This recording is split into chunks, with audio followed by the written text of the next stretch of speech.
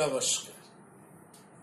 প্রাণারামের মাধ্যমে সম্প্রচারিত ভারত কথার গ্রন্থি মোচনের 466তম পর্বে আপনাদের সবাইকে জানাই সাদর সম্ভাষণ। মহামতি অনন্তলালের পরম আশীর্বাদে আমরা শুনে চলেছি ভারত কথা। আমরা উদ্যোগ পর্বে আছি। কথা হচ্ছে মহারাজ যুধিষ্ঠির এবং দূত সঞ্জয়ের মধ্যে। সঞ্জয় মহারাজ যুধিষ্ঠিরকে কর্মের মধ্যে ধর্মের প্রসঙ্গটাকেই বড় করে তুলে এনেছেন। তিনি সেই কথাটাকে স্মরণ করে বলছেন যে আমাদের এই যুদ্ধ কি দেবে? যুদ্ধ তো আমাদের সর্বপ্রকার ক্ষতি করবে। সুতরাং আপনার মতন মানুষ যিনি এত কিছু সহ্য করে এসেছেন এবং সমগ্র পৃথিবী লাভ করেও কি আপনি সেই আনন্দ পাবেন? সেই বিষাদই তো আপনার কাছে চলে আসবে। আর এই যুদ্ধের থেকে আমার মনে হয় একজন ধার্মিক মানুষ তিনি নিজের সর্বস্ব দান করে তপবনে চলে যান, কিন্তু স্বর্গের পথ থেকে তিনি কিছুতেই বিচ্যুত হন না।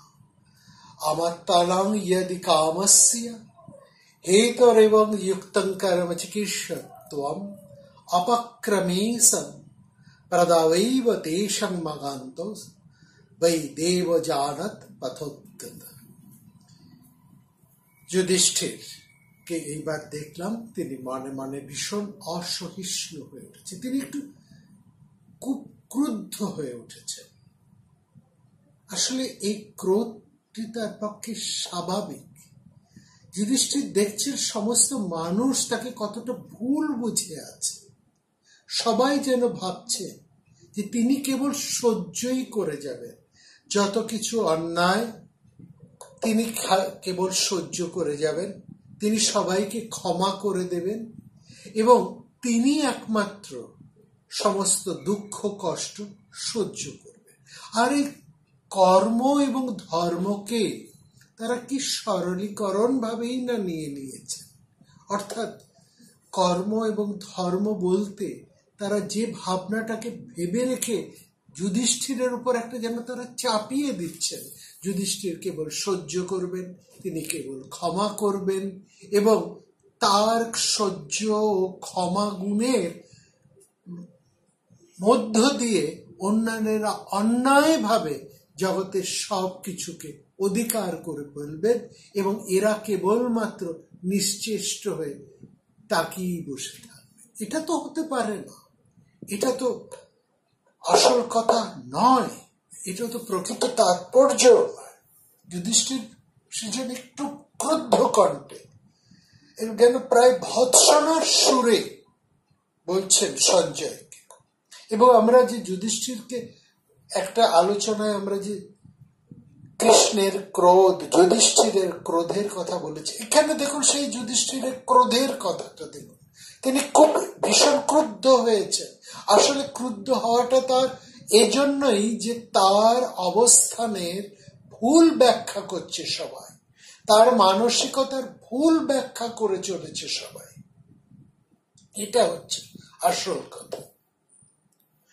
এই জায়গায় তিনি ভীষণভাবে ক্রুদ্ধ হয়ে উঠছেন।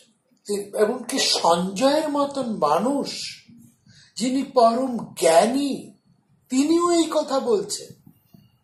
যদি আসলে সঞ্জয় যে বাধ্য হচ্ছে, কারণ তিনি নিরুপায়, তিনি সমস্ত কিছু বুঝেও তার নিরুপায়ত্ব তাকে এই কথা বলতে বাধ্য করছে।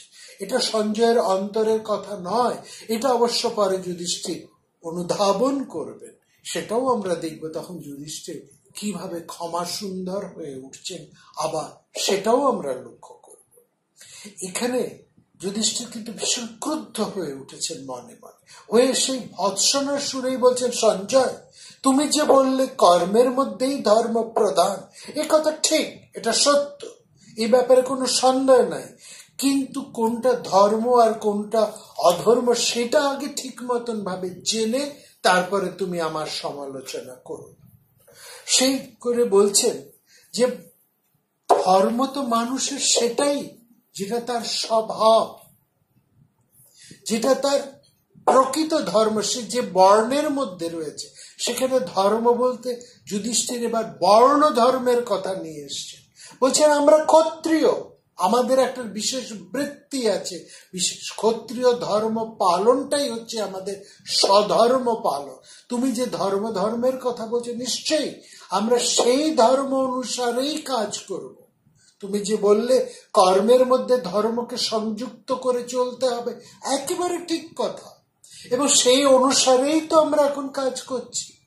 আমরা কি? আমরা তো ক্ষত্রিয়। ক্ষত্রিয়ের যে ধর্ম, সেই ধর্ম থেকে তো আমরা ভ্রষ্ট হতে পারি না। এখানে দেখুন যুধিষ্ঠিরের এই কথায় আমাদের সমস্ত এর আগে যত কিছু আমরা যুধিষ্ঠিরের সম্পর্কে ভেবে রেখেছিলাম বা যে কিছু মন্তব্য আমরা চতুর্দিক থেকে শুনতে পাই, সেটা এখানে যেন সম্পূর্ণভাবে নষ্ট হয়ে যাচ্ছে, ভুল প্রমাণিত হচ্ছে। আমরা নতুন করে যুধিষ্ঠিরকে জানছি, নতুন করে আমরা যুধিষ্ঠিরকে চিনছি, যুধিষ্ঠিরের নতুন পরিচয় আমরা জানছি। আমরা এতদিন যে যুধিষ্ঠিরকে জেনে এনেছি সেটা আমরা ভুল জেনেছি। তিনি বলছেন আমরা আমাদের স্বধর্মের পালন করাটাই হচ্ছে আমাদের ধর্ম, এবং বলছেন কি বলছেন যে নিজের ধর্ম বিনিষ্ট হলে, যেমন তিনি উদাহরণ দিচ্ছেন, একজন বৈশ্য, তার কাজ হচ্ছে বাণিজ্য, ব্যবসা। তার যদি বাণিজ্য নষ্ট হয়, ব্যবসা তো আপস এন্ড ডাউনস আছে। সঞ্জয়কে বলছেন একজন বৈশ্য, তিনি ব্যবসা করেন, বাণিজ্য করেন। একজন কৃষিজীবী, তিনি কৃষি কার্য করেন। কিন্তু এই যে বৃত্তিগুলো, এই যে কাজ, তার তো সবসময় একরকম যায় না। ব্যবসায় সুদিন আসে, আবার ভয়ঙ্কর দুর্দিন আসে। কৃষকের জীবনেও তাই। এক সময় তার সবকিছু তার অনুকূলে থাকে, ভালো বর্ষা, ভালো ক্ষেত, বীজ, সে প্রচুর শস্য পায়। আবার এমনও একটা অবস্থা আসে, বৃষ্টি হলো না, ভালো জলের ব্যবস্থা সে করে উঠতে পারলো না, তার বীজ সে উন্নত মানের পেল না, অনেক রকমের প্রতিকূলতা এসে যায়। ব্যবসার ক্ষেত্রে যেমন, কৃষিকার্যের ক্ষেত্রেও সেরকম হয়। তা এরকম যদি হয়, তাতে তার কৃষি কার্য যদি বিপর্যয় হয়, তার ব্যবসাতে যদি নষ্ট হয়, বিপর্যয় আসে, তাহলে সে কি করে? সে কি সঙ্গে সঙ্গে তার বৃত্তি ছেড়ে দিয়ে বিক্রি করতে বসে? তা তো নয়। একবার নষ্ট হয়েছে বলে সে আবার চেষ্টা করে, পরের বার আবার চেষ্টা করে। যা কিছু ত্রুটি হয়েছে সেই ত্রুটিগুলোকে সংশোধন করে সে আবার নতুন উদ্যমে কাজ করে। ঠাকুর রামকৃষ্ণদেব একটা চমৎকার কথাই প্রসঙ্গে বলছেন, খানদানি চাষার উদাহরণ তিনি দিয়েছেন। বলছে যে খানদানি চাষা, অর্থাৎ যে নিজের ধর্মে, সব বৃত্তিতে যে স্বধর্মনিষ্ঠ, যে নিজের স্বধর্মে, নিজের বৃত্তিতে যে নিযুক্ত রয়েছে, সে যে স্বধর্মনিষ্ঠ, সে কি করে? নিজের বৃত্তি ত্যাগ করে না। একটা স্টুডেন্ট প্রত্যেকবার তার রেজাল্ট আকাঙ্ক্ষিত নাও হতে পারে, তা বলে কি সে একবার সে রেজাল্ট খারাপ করেছে বলে কি সে সুইসাইড করবে নাকি? একজন প্রকৃত স্টুডেন্ট তো তা করে না। কেন তার খারাপ হয়েছে, কি কি কারণে খারাপ হয়েছে, সেগুলোকে সে বিশ্লেষণ করবে, দেখবে, তারপরে সে সেগুলোকে সংশোধন করে নতুন উদ্যমে আবার কাজ করবে। হাল ছেড়ে দেওয়াটা কোনো বড় কথা নয়। যে দুর্বল চিত্ত, এটা বোঝার কথা। মহাভারত বারবার বলছে, একজন দুর্বল চিত্ত মানুষের স্থৈর্য থাকে না। সে কিছু শুনতে চায় না, বুঝতে চায় না, বিশ্লেষণ করতে চায় না। সে কোনো নতুন চ্যালেঞ্জ নিতে ভয় পায়, নেয় না, সে পালিয়ে যায়, পৃষ্ঠ প্রদর্শন করে। কিন্তু যে সবল, যে শক্তিমান, সে বিপর্যয়ের মধ্যে মুখোমুখি রুখে দাঁড়ায়। সে কথা বলে, বিপদে মোরে রক্ষা করো, এ নহে মোর প্রার্থনা, বিপদে আমি না যেন করি ভয়। দুঃখ তাপে ব্যথিত চিতে নাই বা দিলে সান্ত্বনা, দুঃখ যেন করিতে পারি জয়। সহায় মোর না যদি জুটে, নিজেরও বল না যেন টুটে, সংসারেতে ঘটিলে ক্ষতি, লভিলে শুধুই বঞ্চনা। এই সে দুঃখে ম্রিয়মান হয়ে বাঁচাও বাঁচাও বলে সে আর্তনাদ করে না। যে শক্তিমান সে জানে জীবনে ভালো আসবে, মন্দ আসবে, অনুকূল প্রতিকূল সে আসবে। পাহাড় প্রমাণ দুর্যোগের সামনে সে বুক চিতিয়ে চ্যালেঞ্জ নিয়ে সে দাঁড়ায় এবং তার দৃঢ়তার সামনে সমস্ত বিপদ সরে যায়, মাথা অবনত হয়ে সরে সে ঠিক পথ বের করে ফেলে। এটাই হচ্ছে স্বধর্ম পালন। এই কথাটা যুধিষ্ঠির বলছেন একজন ব্রাহ্মণ সে যদি অন্য কোনো কিছুর উপায় গ্রহণ করতে সে বাধ্য হয় অবস্থার গতিকে, কিন্তু সে তাহলেও তার নিজের ব্রাহ্মণত্বকে নষ্ট করে না, সে প্রায়শ্চিত্ত করে আবার ফিরে আসে। অর্থাৎ সে বাধ্য হয়েছে। এখানে প্রায়শ্চিত্ত কথাটা কেন আসছে? আমরা প্রায়শ্চিত্ত মানে একটা ইচ্ছে করে একটা অন্যায় করলাম, আবার প্রায়শ্চিত্ত করে আমি ফিরে গেলাম, না, নট লাইক দ্যাট। এখানেও আবার আমরা ভুল সরলীকরণ করে ফেলি ধর্মের এই প্রায়শ্চিত্তের বিধানকে বুঝতে। তার কিন্তু নয়, প্রায়শ্চিত্ত বলতে এটা নয়। প্রায়শ্চিত্ত হচ্ছে অনুতাপ। বাইরের ক্রিয়াকর্ম দ্বারা প্রায়শ্চিত্ত হয় না। অমুককে খাইয়ে, অমুককে দান করে, অমুক যজ্ঞ করে, অমুক পূজা ব্রত পালন করে, অমুকের গোষ্ঠীর তুষ্টি করে, এইসবে প্রায়শ্চিত্ত কিন্তু হয় না। প্রায়শ্চিত্ত হচ্ছে অন্তরের থেকে, অনুতাপের থেকে হয়। তাপশ্চ প্রায়শ্চিত্ত, সেইখান থেকে আসে। নিজের অন্তরের তাপ তাকে দগ্ধ করে, তাকে শুদ্ধ করে তোলে। সেজন্য একজন ব্রাহ্মণ যদি কোনো কারণে সে নিজের ধর্ম হতে, নিজের চরিত্র হতে, নিজের গুণ হতে তার যদি স্খলন ঘটে অবস্থার গতিকে, যেমন আমরা উদাহরণ বলেছি, বিশ্বামিত্র সেই মহামারীর সময় তিনি বাধ্য হয়েছিলেন চুরি করে সেই একেবারে হীন অন্তজ বাড়িদের চান্ডালের কাছে গিয়ে বাসি পচা মাংস সেটাও তিনি চুরি করতে চেয়েছেন। কারণ প্রাণ বাঁচানোটা হচ্ছে আগে। প্রাণ বাঁচলে আমার ধর্ম বাঁচবে, প্রাণ না বাঁচলে ধর্ম বাঁচে না। ধর্ম তো আপেক্ষিক, সেখানে আগে প্রাণের গুরুত্ব। সেখানে তারপরে যদি আমাকে কোনো অন্যায় করতে হয় এবং সেটা করেও আমাকে নিজেকে রক্ষা পাবো, এরকম যদি কোনো স্খলন পতন এসে যায়, যেখানে সে যদি বাধ্য হয়, অনন্য পায় হয়, এই কথাগুলো মনে রাখতে হবে। বাধ্য হওয়া, অনন্য পায় হওয়া, আর কোনো উপায় নেই তাকে বাঁচার জন্য, এরকম একটা বাঁচা মরার একটা পরিস্থিতি যদি এসে দাঁড়ায়, তখন তার যদি স্খলন পতন ঘটে, তাহলে তার যে অনুতাপ, সেই প্রায়শ্চিত্তের মধ্যে দিয়েই সে কিন্তু আবার নিজের স্বধর্মে সে ফিরে যাবে। তা বলে সে চিরদিনের জন্য চৌর্য বৃত্তিতে অধিষ্ঠিত থাকবে না, হীনকর্মে সে কিন্তু থাকবে না। একবার যদি সে করে প্রায়শ্চিত্তের মাধ্যমে, সে আবার নিজের বৃত্তিতে ফিরে যাবে। এই কথাই যুধিষ্ঠির বলছে। ঠিক এই কথা তিনি জ্ঞানীদের ক্ষেত্রেও বলছেন, যে সেই জন্য যে জ্ঞানী সে ব্রাহ্মণ, কারণ সে পরমকে সে জেনেছে, যা প্রকৃত সেটাকে যে জেনেছে। তার থিওরিটিক্যাল নলেজ বা বুকিশ নলেজের কথা বলছে না, তার অন্তরের উপলব্ধি ঠিকভাবে যে আসে, সেই হচ্ছে ব্রহ্মকে উপলব্ধি করে, সেই প্রকৃত ব্রাহ্মণ। পৈতে ধারা কিংবা জন্মকুলজাত হয়েই সে ব্রাহ্মণ হয় না।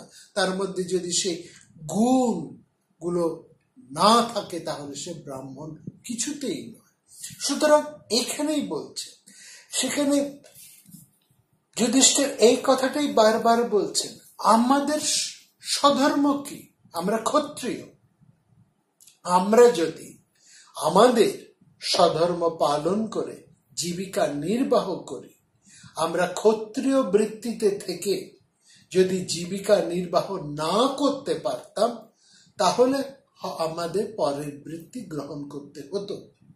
তাহলে সেই যে পরের বৃত্তিটা আমরা যে গ্রহণ করতাম তাহলে কি হতো না, আমরা স্বধর্মচ্যুত হতাম। তখন তুমি আমাদেরকে নিশ্চয়ই বলতে পারতে যে তোমাদের কর্ম এবং ধর্ম, তোমাদের কর্ম ধর্মভ্রষ্ট হয়েছে, কিন্তু তা তো আমরা করিনি। এই সমস্ত তুমি বলছো, যুধিষ্ঠির সঞ্জয়কে বলছেন তুমি বলতে চাইছো যে এই সমস্ত যুদ্ধ করার থেকে আমাদেরকে সৃঞ্জয়, বৃষ্ণি, অন্ধক এদের রাজ্যে গিয়ে ভিক্ষি করে থাকা ভালো, একথা তুমি বলছো। তাহলে কি আমরা যদি যুদ্ধ ছেড়ে ভিক্ষাবৃত্তি গ্রহণ করতাম তাহলে কি সঞ্জয় আমরা আমাদের স্বধর্মে প্রতিষ্ঠিত থাকতাম? আমরা যে বনবাসে ভিক্ষে করেছি সে সময় আমরা বাধ্য হয়েছি আমরা বনবাসী হতে, সেখানে আমাদের বনবাসে গিয়ে শিকার করে আমাদের জীবিকা নির্বাহ করতে, সেটা হচ্ছে আমরা বাধ্য। কিন্তু যখন আমরা সেই অবস্থা পার হয়ে এসেছি, এখন আমরা আমাদের স্বধর্ম থেকে কেন ভ্রষ্ট হব? এখন তো আমাদের স্বধর্ম পালন করতে হবে, সেখানে প্রয়োজন হলে আমাদের যুদ্ধ করতে হবে আমাদের অধিকার লাভের জন্য। একজন ছাত্রকেও যুদ্ধ করতে হয়, পড়াশোনাটাই তার যুদ্ধক্ষেত্র। একজন কৃষিকাজ যে করে সেটা তার যুদ্ধক্ষেত্র। একজন বৈশ্য যে ব্যবসা বাণিজ্য করে সেটা তার যুদ্ধক্ষেত্র, সেখানে তাকে যুদ্ধ করতেই হবে। সুতরাং ক্ষত্রিয় হিসেবে আমাদের প্রয়োজনের নিজেদের রাজ্য উদ্ধারের জন্য আমাদেরকে যুদ্ধ করতেই হবে। এবার তুমি আমাকে বুঝিয়ে বলো যে সব বৃত্তির থেকে অন্যের বৃত্তি গ্রহণ করাটা কি আমাদের ভালো, নাকি আমরা সেরকম কোন বৃত্তি গ্রহণ করেছি যার ফলে তুমি আমাদের নিন্দা করতে পারো? বিকর্ম স্থান সঞ্জয় গর্হস্থম। যুধিষ্ঠির আরো বলছেন জ্ঞানী মানুষেরা মুক্তির পথে থেকে ভিক্ষাবৃত্তি করতে পারেন, এটা তাদের ব্যাপার, কিন্তু আমরা তো আমাদের বৃত্তি, আমাদের পিতা পিতামহের ধর্মকে ত্যাগ করতে পারি না। আমরা আমাদের বৃত্তি অনুসারে আমরা ক্ষত্রিয়, বিশেষত আমরা তো অনুনয় বিনয় ত্যাগ করিনি। আমরা তো একেবারে এমন নয় যে আমরা সরাসরি যুদ্ধে চাপিয়ে পড়েছি, তা তো নয়। আমরা তো আমাদের যাচনা পাঠিয়েছি, আমরা কি চাই সেটা তো আমরা জানিয়েছি, সেখানে তো আমরা অন্যায় কিছু প্রার্থনা করিনি। আমরা তো অনুনয় বিনয় ত্যাগ করে একেবারে যুদ্ধ আরম্ভ করে দিইনি। তিনি বলছেন আমরা তো আলোচনাই চাইছি, আমরা আলোচনার মধ্যে দিয়ে আমরা অভিষ্ট সাধন করতে চাইছি, এবং সেখানে যদি আলোচনার মধ্যে দিয়ে আমাদের যে যথার্থ দাবি সেটাই আমরা চাইছি, এবং আমাদের দাবির ন্যায্যতাটাকে তো তুমি অস্বীকার করতে পারো না সঞ্জয়। আমরা কি চেয়েছি? আমরা আমাদের রাজ্যের অংশটাই তো আমরা চাইছি। সুতরাং প্রথমে আমরা আলোচনা করছি, আমরা আমাদের দূত পাঠিয়েছি, সেখানে আমরা আমাদের রাজ্য অংশ চেয়েছি। ভালোই যদি আমাদের রাজ্যের অংশ না দেওয়া হয় তাহলে আমাদের ধর্ম অনুসারে আমরা যুদ্ধ করতে বাধ্য হব। সেখানে তোমরাই আমাদেরকে বাধ্য করছো যুদ্ধ করতে, কারণ আমরা তো প্রথমে যুদ্ধ করতে চাইছি না। এবং সেখানে আমরা আরো পরিষ্কার করে বলে দিয়েছি, তোমরা যদি মনে রাখো বা মনে করে থাকো, বা কৌরবেরা যদি এটা মনে করে থাকেন যে তারা অনেক বেশি শক্তিমান, তারা আমাদের প্রার্থনা মঞ্জুর করবেন না, আমাদের ন্যায্য দাবি তারা দেবেন না, সেক্ষেত্রে অর্জুন, ভীম, নকুল, সহদেব, এদের মুখোমুখি তাদের হতেই হবে। সেখানে পাঞ্চাল, বৃষ্ণি, যাদবদের মুখোমুখি তাদের হতেই হবে। সেখানে কেকয় এবং অন্যান্য দেশীয় রাজাদের মুখোমুখি তাদের হতেই হবে। সেই যুদ্ধের, তারা যুদ্ধ চাইলে সেই যুদ্ধ, প্রতিযুদ্ধের উত্তরও আমরা তাদেরকে দেব, যুদ্ধের প্রশ্নের উত্তর আমরা যুদ্ধ মুখেই তাদেরকে দেব। সেটা তো তখন তো আমরা আমাদের বৃত্তি ত্যাগ করতে পারবো না, সেটা তো আমাদের করতেই হবে। আর এখানে স্বয়ং উপস্থিত আছেন শ্রীকৃষ্ণ। সুতরাং আমরা যে আলোচনার মাধ্যমে আমাদের অভীষ্ট সাধন করতে চাইছি কি চাইছি না, সেটা তো শ্রীকৃষ্ণই ভালো করে বলতে পারবেন। তিনিই বলুন, তিনি উপস্থিত আছেন, তিনি আমাদের উভয় পক্ষেরই, কৌরব এবং পাণ্ডব উভয় পক্ষেরই তিনি ভালো চান। মহাযশা কেশবস্ত ব্রবীত বাসুদেবস্ত ভয়বরাধ কার্ম, তিনি সেটা ভালো করেই বলতে পারেন।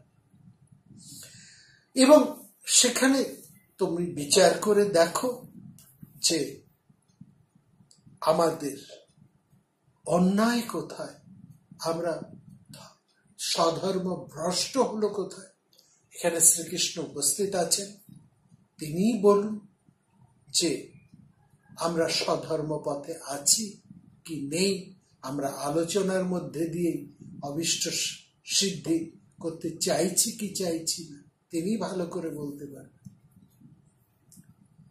যুধিষ্ঠির এবার একটু থামলেন। শ্রীকৃষ্ণ স্মিত হেসে তিনি কথা বলতে আরম্ভ করলেন, তার অসাধারণ যুক্তি জালকে বিস্তার করে। এবং সেখানে আমরা লক্ষ্য করলাম সঞ্জয় প্রায় কোনো কথা বলার সুযোগই পেলেন। শ্রীকৃষ্ণ এত তিনি বাগ্মী পুরুষ, তাকে বাগ্মী শ্রেষ্ঠ বলা হয়। বারবার আমরা তার উদাহরণ দেখেছি, তাকে এই বিশেষায়িত করা হয়েছে, সেটাও আমরা শুনেছি। তিনি যখন কথা বলতে আরম্ভ করেন, এত চমৎকার ভাবে তিনি তার যুক্তি বিন্যাসের মাধ্যমে, এটা হচ্ছে বোঝার যে বাগ্মী, যে প্রকৃত বাগ্মী, যিনি ভালো কথা বলতে পারেন। ভালো কথা বলার এটা নয় যে তিনি ভালো ভালো মিষ্টি মিষ্টি কথা বলছেন বা অনেক কিছু টিকা টিপ্পণী যোগ করছেন বা খুব নরম করে কথা বলছেন, একটু তার কথার মধ্যে রস আছে, এখানে সেই প্রশ্ন। এটা যেহেতু একটা রাজনৈতিক ডায়ালগ চলছে, একটা পার্লামেন্টারিয়ান ডায়ালগ চলছে, এখানে যুক্তিটা হচ্ছে সবচাইতে বেশি গুরুত্বপূর্ণ। সেই ভালো পার্লামেন্টারিয়ান যিনি অসাধারণ যুক্তি সহ নিজের বিষয়কে অন্যের কাছে পেশ করতে পারেন, সবার সামনে যিনি উপস্থাপন করতে পারেন, এবং তার যুক্তি জালে তিনি প্রতিপক্ষকে ছিন্ন ভিন্ন করে দেন। তার যুক্তি জালি হচ্ছে এক একটা স্বরের মতন, যেখানে প্রতিপক্ষকে একেবারে ছিন্ন ভিন্ন করে দেয়। প্রতিপক্ষের কোনো ওজোর, আপত্তি, কোনো যুক্তি, কোনো কথাই আর সেখানে দাঁড়ায় না। তার যুক্তিতে, তার উপস্থাপনার গুণ, এবং এই উপস্থাপনার মধ্যে কিন্তু যুক্তি যুক্তি যুক্তি, বারবার যুক্তি শব্দটা আসছে। এইটা এমন ভাবে তিনি সাজান, এমন ভাবে পরপর বলতে থাকেন যে প্রতিপক্ষ তার কাছে পরাভব স্বীকার করতে বাধ্য হয়। কেবলমাত্র সংখ্যাধিক্যের জোরেই কিন্তু পার্লামেন্টে এক পক্ষ জয়ী হয় না। যারা সংখ্যা লঘু, তাদেরও সমান গুরুত্ব আছে ওখানে কথা বলবার। এটা হচ্ছে গণতন্ত্রের, পার্লামেন্টের সবচেয়ে উল্লেখযোগ্য দিক। সেখানে উভয় পক্ষকে সমানভাবে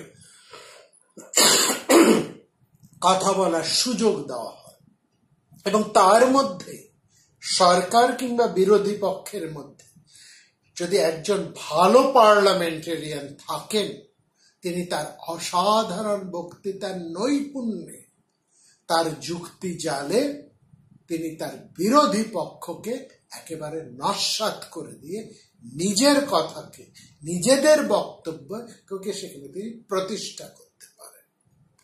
এইটা হচ্ছে বাগ্মিতার প্রধান। শ্রীকৃষ্ণের এটা রয়েছে এবং তিনি কথা আরম্ভ করছেন সেই যুক্তিপূর্ণ বাক্য বিন্যাস করে।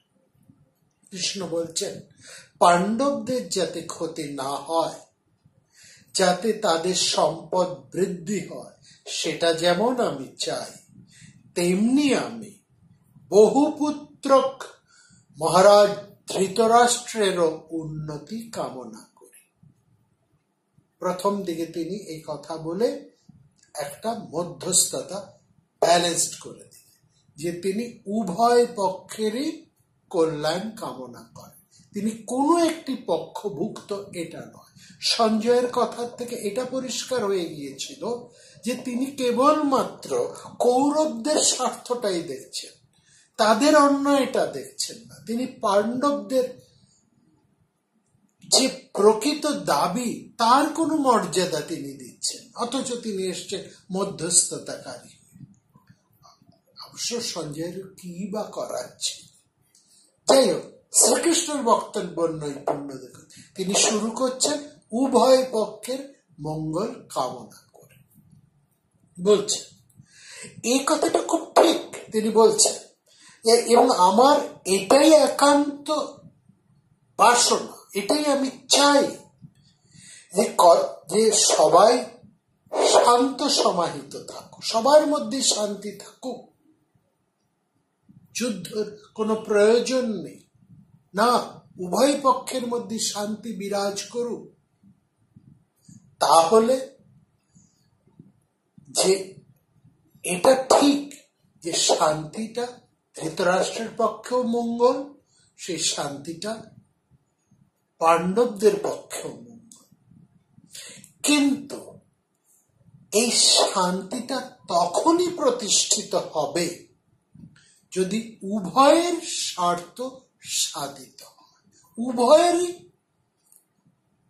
যা প্রকৃত ন্যায্য পাওনা, যা দাবি, সেটা যদি উভয়েরই ক্ষেত্রে প্রযোজ্য হয়, উভয় যদি সেটা লাভ করে।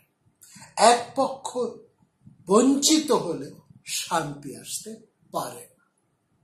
শান্তি আসবে উভয় পক্ষের মধ্যে সমান প্রাপ্য সমবন্টিত হলে, উভয়ের স্বার্থ চরিতার্থ হলে।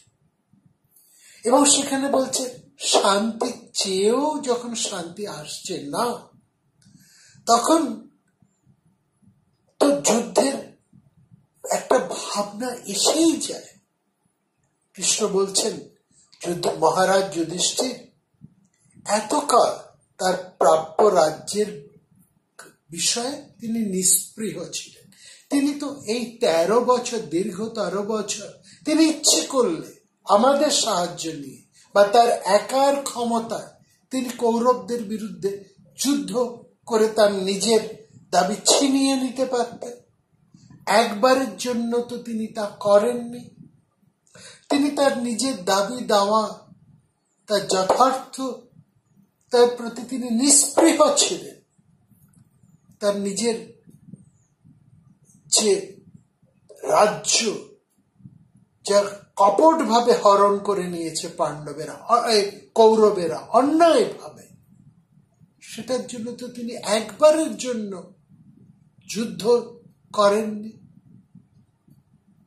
তিনি তো কোনো শর্ত লঙ্ঘন করেননি।